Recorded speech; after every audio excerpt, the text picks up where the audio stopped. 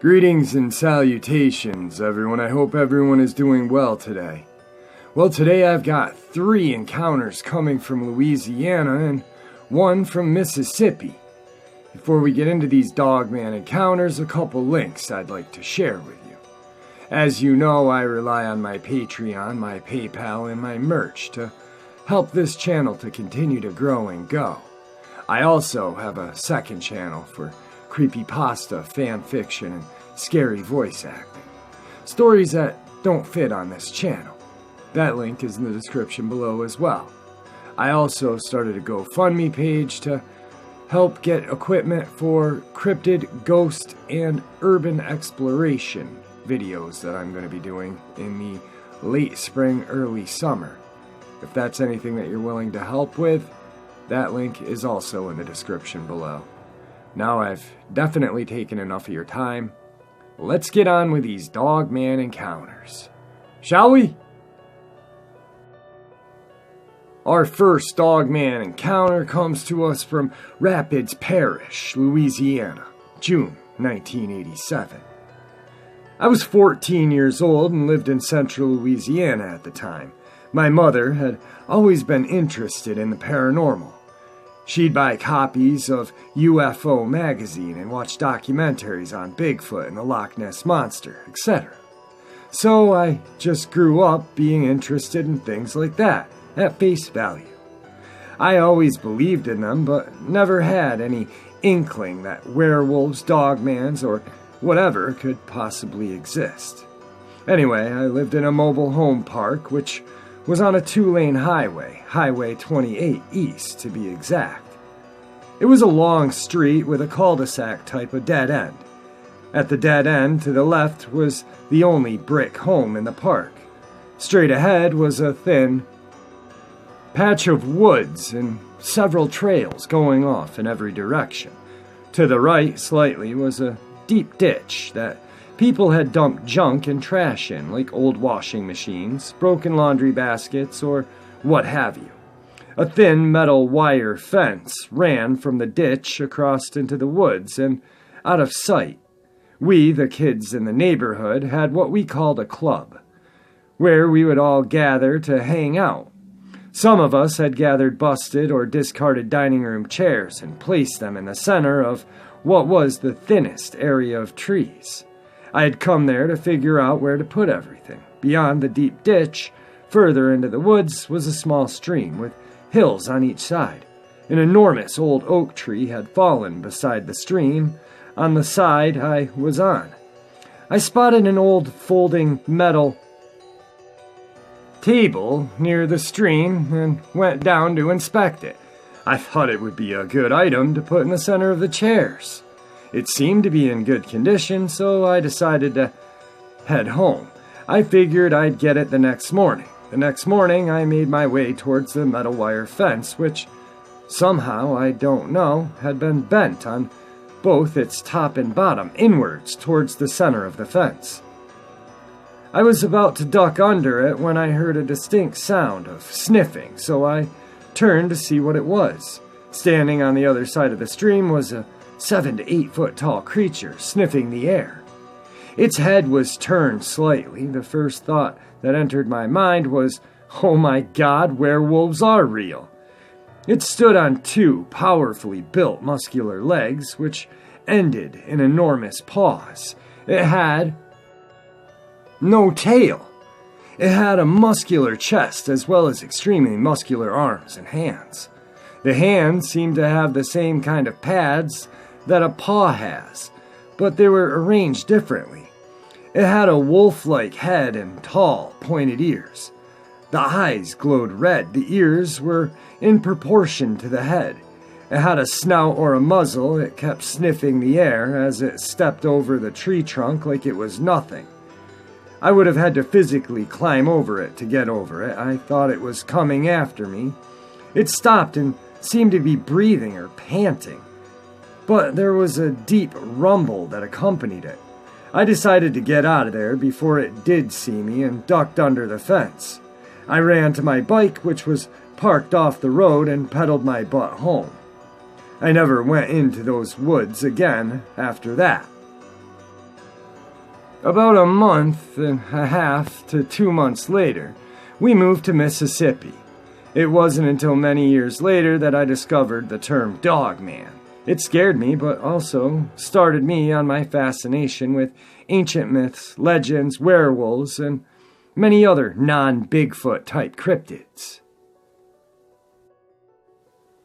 Our second Dogman encounter comes to us from Shreveport, Louisiana.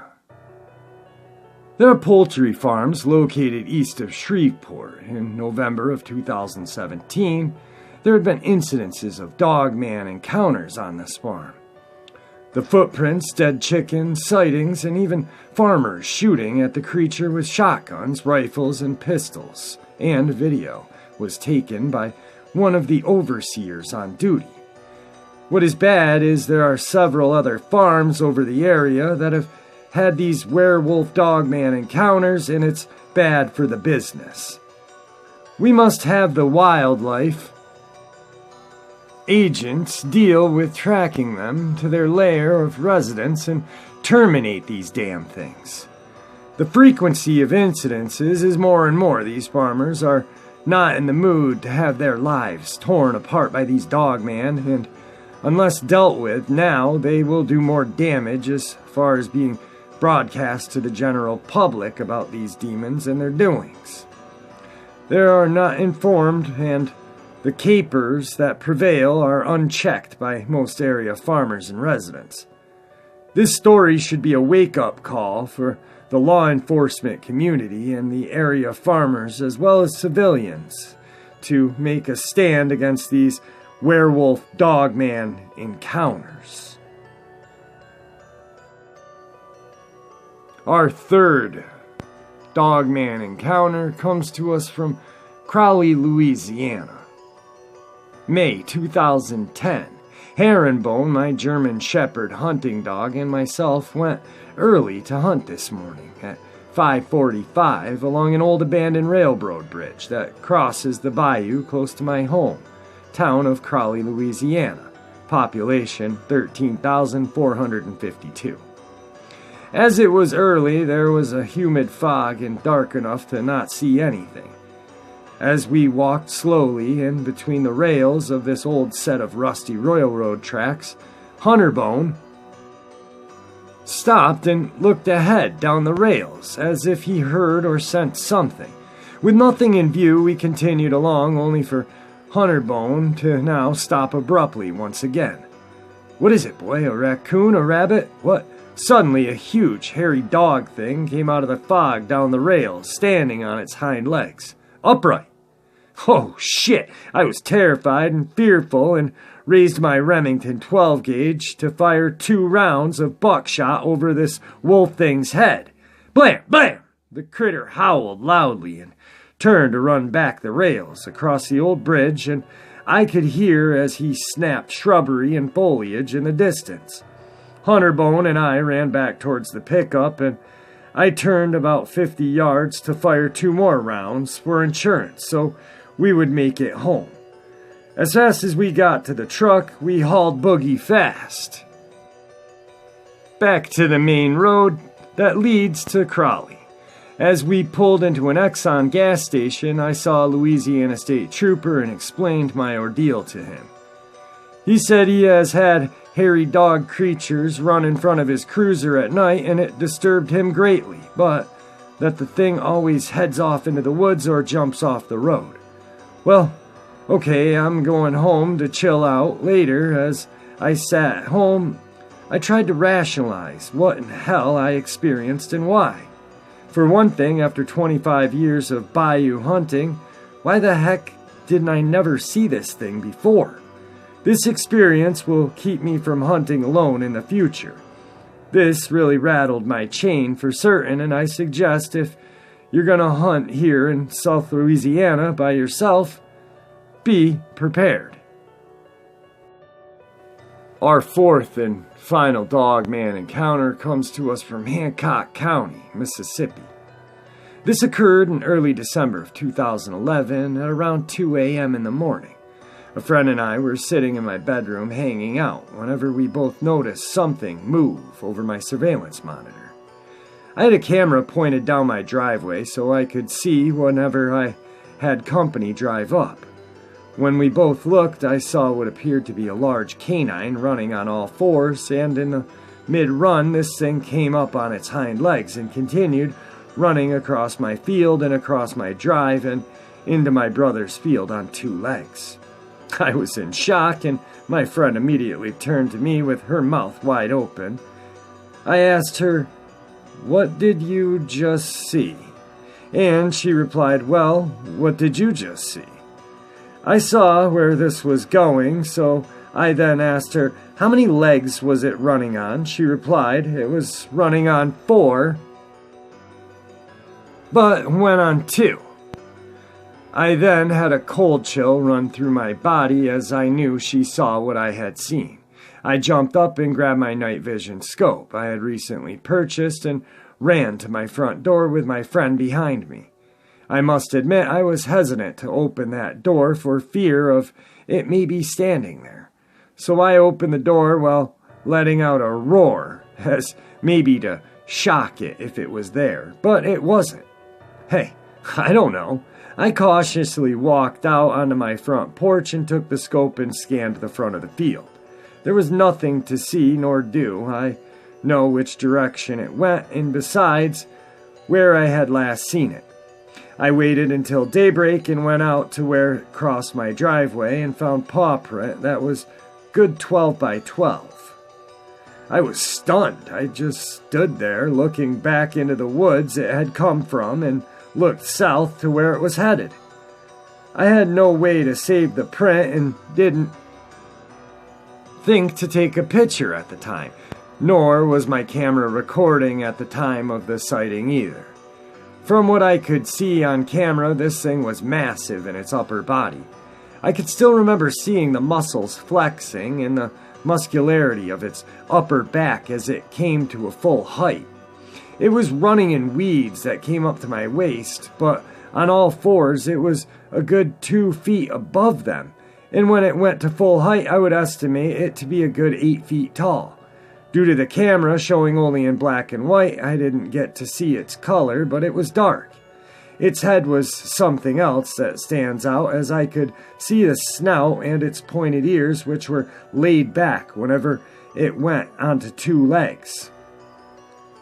I am an R&D technician, so I am trained to watch for details, and even though this thing was moving fast, faster than any human, I was transfixed on this form and what I was seeing.